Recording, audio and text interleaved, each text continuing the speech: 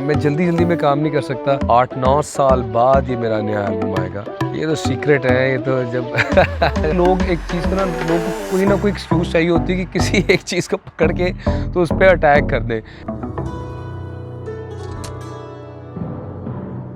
अस्सलाम वालेकुम शेख साहब। अली 10 जगह आप हमें नजर आते हैं वैसे तो, लेकिन तीफा एंड ट्रबल का सिनेमा से क्यों गायब हैं? यार तीफा एंड ट्रबल पार्ट 2 पे काम हो रहा है और चूँकि मुझे थोड़ा टाइम लगता है कोई चीज़ बनाने में, कुक करने में, मैं जल्दी में काम नहीं कर सकता। और मैं काम इसलिए नहीं करता कि कोई कुछ ना कुछ मार्केट में हर वक्त हो। मैं चाहता हूँ कि जब भी मैं कोई चीज़ आवाम को दूँ, कोई फिल्म है, कोई गाना है, कोई वीडियो है, तो उसकी क्वालिटी वो हो जो वो मुझसे एक्सपेक्ट करते हैं। तो उसके लिए थोड़ा टाइम लगता है।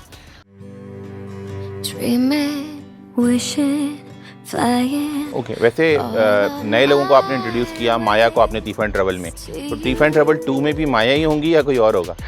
ये तो सीक्रेट है। ये तो जब अनाउंस करेंगे तो लोगों को पता चलेगा। कितना अर्थ है तीफा एंड ट्रबल में? देखिए तीफा एंड ट्रबल पे भी काम हो रहा है, साथ में 2 और फिल्में हैं जिन पे मैं काम कर रहा हूँ, क्योंकि मैं अपनी तरफ से, जैसे मैंने कहा, मेरा इरादा ये कि पाकिस्तानी इंडस्ट्री को मैं जितना अपने एक्सपीरियंस के थ्रू दे सकता हूँ उसे डेवलप करने में, और जो नए एस्पायरिंग एक्टर्स, डायरेक्टर्स, प्रोड्यूसर्स, उनको हेल्प करने में। अली, आपकी मार्केट में एंट्री एक म्यूजिशियन के तौर पे हुई थी, एक सिंगर के तौर पे हुई थी, फिर आप एक्टिंग में चले गए, अब कहाँ खड़े हैं? सिंगिंग का भी मज़ा आता है, गाने गाने का भी, एक्टिंग का भी मज़ा आता है, अपना मज़ा है। लेकिन म्यूज़िक मेरा एक पैशन है और चूँकि म्यूज़िक भी बहुत ज़्यादा टाइम ले लेता है, तो इसलिए फ़िल्में मैं साल की एक ही करता हूँ। बॉलीवुड में भी जब काम करता था तो आपने देखा होगा कि मैं साल की एक ही फ़िल्म करता था। लेकिन अब मैं जो नई एक चीज़ कर रहा हूँ ये है कि जो हमारा लाइटिंगेल प्रोडक्शन जो स्टूडियो है, उसके थ्रू मैं चाह रहा हूँ कि नए आर्टिस्ट को चांस दिया जाए और उनको मंजर आम पे लेके आया जाए। बिकॉज़ पाकिस्तान में इतना टैलेंट है, मुझे तो खुदा ने जो चीज़ें थी मैंने एक्सपीरियंस की हैं, he is blessed me with so much, so I want to give back to the society the new talent, उनको मंजर आम पे लाना। जैसे रिसेंटली 2 ख़वातीन थी, लड़कियां बहुत अच्छा गाती थी, उनको हमने लॉन्च किया। यशल शाहिद, जिनका तेरे तोखे ने सजना सानू मार मुकाया, और एक लैला ओ लैला अरूज फातिमा।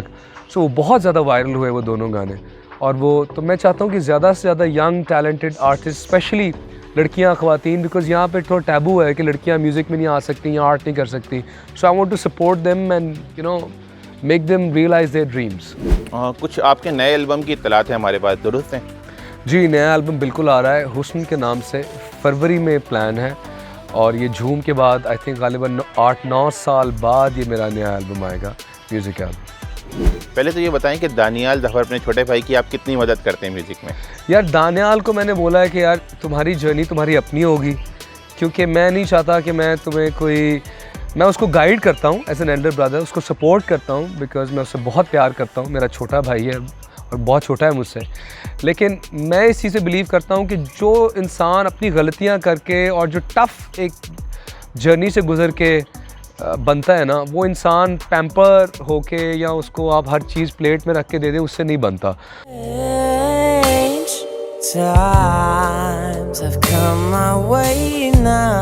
ये अभी दानियाल की नई वीडियो के ऊपर जो काफ़ी मजाक उड़ा है, आप इसको कैसे देखते हैं? यार आई मीन सी, अब वो एक चीज़ पहले से पता थी कि ये यहाँ की ऑडियंस के लिए नहीं है, अंग्रेज़ी का गाना है, एक ख़ास ऑडियंस के लिए वो बनाई गई थी। लेकिन यहाँ पे ज़रा थोड़ा सा मैंने नोटिस करता हूँ कि लोग एक चीज़ का लोगों को कोई ना कोई एक्सक्यूज़ चाहिए होती है कि किसी एक चीज़ को पकड़ के तो उस पर अटैक कर दें।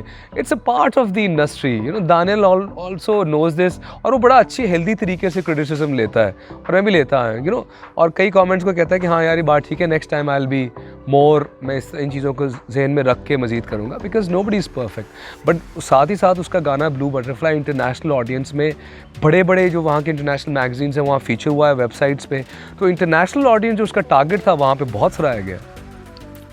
Angel, Mankind, angel, Mankind.